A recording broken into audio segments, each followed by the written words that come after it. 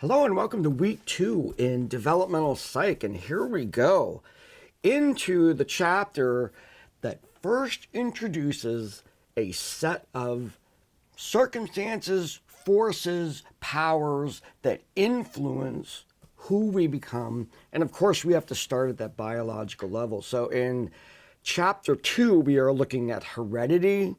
We're looking at prenatal development, things that happen in utero, and birth itself, those first environmental factors that begin to change and develop who we are. Now, there are two discussions, a quiz, and then I wanted to have you start focusing on the first of our special assignments. So the first discussion actually has you share some information about yourself, and personality or behavioral traits that you have, or skills or talents that you believe have some connection to your parental genetic inheritance, and or not. Let me get this. So I introduced to you in this chapter the idea of genotype environment correlation, that there's a relationship, there's a reciprocal relationship between genotype, the actual capabilities that we have and exist, and an environment that will or will not support those kinds of traits. So the first one is called a passive genotype environment correlation, and that would really refer to the idea, the word passive means everything just sort of locked in. And I'm going to use athletics as an example like you used in the course book just for some consistency. So let's say that I'm born, and I have physical capabilities, mental capabilities, coordination capabilities built into me genetically that I inherited from my parents. They were athletes. So I'm born into a family of athletes with corresponding athletic traits. So we see a correlation between the actual inheritance that I get genetically and an environment that supports it. That's easy, right? I'm an athlete. I'm in an athletic family. Guess what? I'm participating in athletics. I'm into athletics. We watch sports. We play sports. All of that, so that high degree of correlation between what I'm born with and the environment in which I'm presenting myself. Now, let's say, however, that I didn't get all of those particular traits. I was the, very small, very physically thin, not really into athletics, and I was much more into acting and performing. Now, in that particular sense, the environment itself is not naturally conducive to supporting that particular genotype. However, because I'm born into a family that loves me, it evokes a change in the environment to support the genotype that presents itself. So I might be the oddball black sheep in the family, but something happens in the environment. Could be my family, might not be, or maybe it's the drama teacher at school that recognizes that and enables me to express my natural born abilities for performance in that environment. So in that circumstance, there's an it evokes a response. My genotype evokes a response from the environment to adapt to me. The last one is the active one. Now, the active refers to you as an agent in determining your own environment. This presents itself all over human development. We'll refer to it later with different names like niche, with preferences, to orientations, to all of these. When we realize there's a particular genotype in us, we actively seek environments that will support that. That has implications all over the social sciences world. So let's say I'm that actor born into an athletic family. I'll start hanging around with other people who are into acting. I'm going to start hanging around with other people that are into performance. I'm going to seek those situations out and therefore match who I am to where and what I want to be. And so we see those three things. Now I'm going to tell you, sometimes all of us, and I would imagine that all of us have experienced all three. We can have traits that where they were expressed because they were passive, just supported in our family. We have others that were evocative, changes that we made, and then other changes that were made by the environment to support us, and then where we have actively pursued environments to support our genotype. Now, as that happens, it actually develops. Genotype is the potential. Phenotype is the expression. So we're looking at genotype that then evolves later on when we see who we become. That is the phenotype. But starts at genotype and then it expresses itself to determine phenotype. Just to get those two terms out on the table. So I want you to have a discussion about aspects of yourself that you inherited. Maybe it skipped a generation or whatever, but what was the relationship between that characteristic and the environment in which it was supported or not supported, and really designing a presentation for yourself as, was it passive, was it evocative, or was it active? So that's our first discussion, getting in tune with the relationship between our genotype, different environments, and ultimately the person we became expressed by our phenotype. The second discussion focuses on home birthing. Certainly a trend, certainly something that's out there. I'm going to put it right on the table. I'm not a really big fan of it, only because I don't think the kid cares. I would rather be in a very, very safe, but very, very cool and comforting and warm, nurturing, family-like environment built in a hospital that also has all that technology. I'm biased. I want to hear other arguments. That's the whole point of this. Every one of you, I can't tell you what to think. I hope I don't. But come up with your own thoughts about what you think about home birthing versus hospital birthing, or maybe combinations of the both, the different kinds of services out there. What did you go through? Do you know somebody who did an alternative birth? What was that like? Pros and cons. Let's have a discussion about that and what we feel is the way to go if it was up to us. We then go into the Chapter 2 quiz. And some of the material that's in there, the first question has you use the teratogen chart. Or actually, it's the critical stages chart that shows you when particular aspects of our body are being developed in utero. Teratogens, as you will read or have already read, are anything that comes along that may disrupt that process. But timing is everything. When did that disruption happen? And we look at that timeline, we draw a line right down the center, and we see all the potential effects. Now, the different colors of those critical periods are the ones that determine what is the potential. These are not guaranteed, but what are the potential negative impacts of that teratogen? I create a story for you about a particular time in which a teratogen enters the equation. And I'm asking you to answer some questions about that.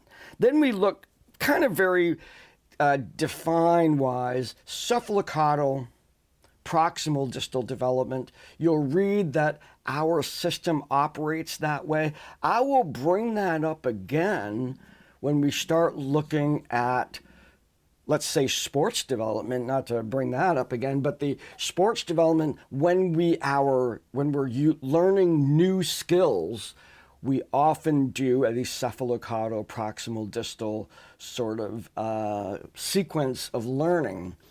So I think it's important for us to understand that all development sort of follows that cephalocaudal proximal distal. I want you to define what those are. Present to me that you really understand these terms.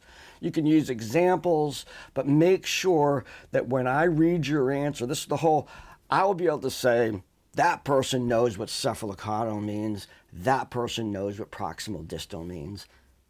That's what I'm looking for in those two other quiz questions. The last part I want to get to in today's video is it's time to start looking at our first special assignment. There are there are four, but there's the cultural dimensions of pregnancy, there's an identity assignment, and then there's the 2 assignments associated with the biography.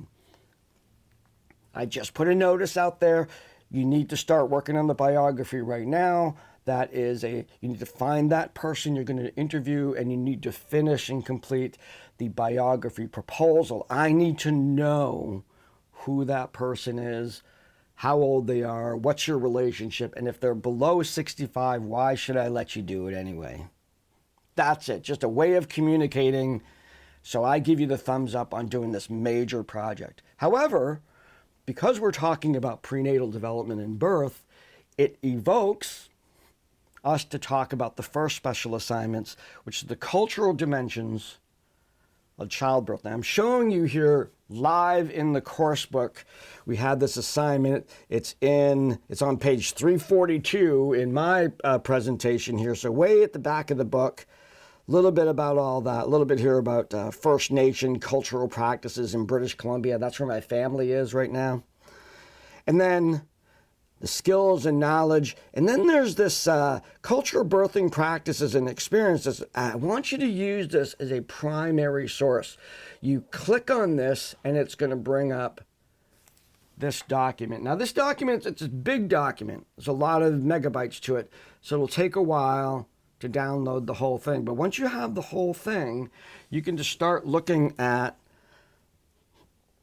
all the different cultures that are defined in this document. We have Afghanistan, Burmese, Cambodia, China, Egypt, Ghana, India, Iranian, Lebanon, North and South. There's a difference. Peru, South America. Each one of these, picking one of these, Somalia, look at that. That's a large immigrant population here in Maine. That'd be an interesting one to do. And picking one of those, and you are playing the role. This is a big assignment.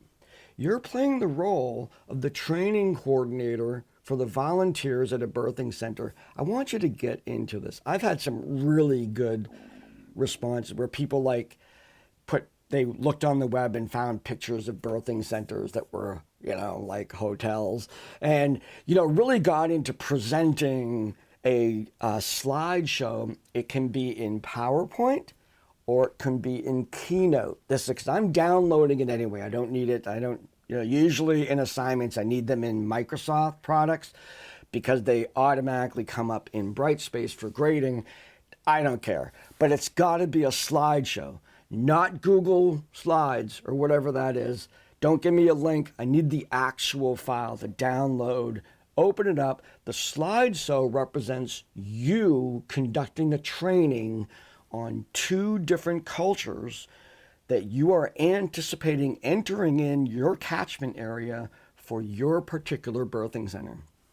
And you want to prepare your volunteers for the differences in expectations and culture related to childbirth. What is childbirth for Burmese moms and dads and kids? What is the birthing procedures for the families that are Somalian?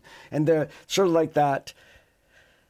There's going to be a clash in terms of our expectations about what birthing is all about, but could there be an integration?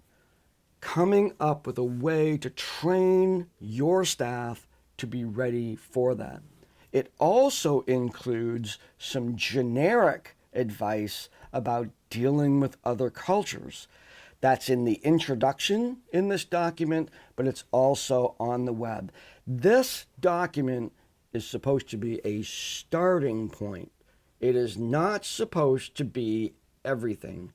There's not enough information in this single document for you to create a training to sufficiently prepare your staff for these 2, you picked any 2 populations coming in that document. You need to go beyond. You need to do research. You need to look at things. You need to evaluate your research. So, you create the slideshow. The slides themselves are relatively simple. Like, You have probably been in a classroom and you sit there and people have microtext all over their slideshow and they're just reading off it. Boring. You're doing points, with images, and they're attractive. There's a creative component to this. Your slideshows are attractive to your audience. There's images that are related to what you're talking about, and you're covering the points, and then your research is represented in the notes. All, Keynote and PowerPoint have the ability to have notes for the presenter that nobody can see but the presenter. So you get to know that part of PowerPoint and Keynote. You can write your notes out in there, and that's where I'm going to see the detail of your research. This is what you would talk about if you were using that slideshow. So I don't want the information on the slide. The slide should be elegant, easy, beautiful, all of that, each slide, and then the details are in the notes that you would use as a presenter. There needs to be some questions at the end to evaluate your students' knowledge. And then on another slide, on the last slide that you would never show to your audience, I want you to put your references, wherever you got that information from. I'm preferring APA format, but just make it so that I can get to it. But try to do APA format. I know we're using the web a lot. Keep in mind that when we use web resources, oftentimes what you'll see is database language. It'd be all these symbols, that actually go to your article or whatever. You never want to include that. You want to find the basic website, webmd.com or something like that, and that's what you put. You just put webmd.com and put the title. Don't put all that gobbledygook, because it's not the way to do a reference. So that's the task. This is a big assignment. I want you to put on the hat of trainer. You're now a teacher, and you're going to create a single slideshow. That last slideshow just be more than one slide if you want. You can have as many slides as you want. The details are in the course book in the, let's take a look at that. Got right here at the end of that assignment. You'll see the criteria for success. This is in all of my assignments. So you have cultural competency. This is that general sense of cultural competency for whoever walks in. Then you have culture number 1, culture number 2, and then you have an assessment, at least 5 discussion questions covering the content of the training, and then references in APA format, and then is it attractive? Is it really cool? Well done. You know what I'm asking for this. So this is something you're going to put a couple days into. A nice weekend, nice images, make it professional, something you'd actually want. If somebody came up to you in some future time and said, have you ever designed a presentation to teach people something? And you go, yes, I did. Thank you, Dr. Kavanaugh, for allowing me to do that. And you could pull this thing up, and it's beautiful with all of, and these elements, and they'll hire you on the spot. Guaranteed. Really. So let's have a really good week. We have a couple very interesting discussions about trait inheritability, and then, maybe a little debate about home birthing and whatnot. And then we have the quiz, and then you should be starting on your biography, getting your person that you want to do that with, and doing your proposal quiz, and getting started on your cultural dimensions of childbirth assignment, which is, for all you creatives out there, you're just knock it out of the park. I have really enjoyed when creative people do this. If you are not the really creative part, they have templates out there that you can use. Go look down, Microsoft PowerPoint has beautiful templates. Keynote has beautiful templates that you can use.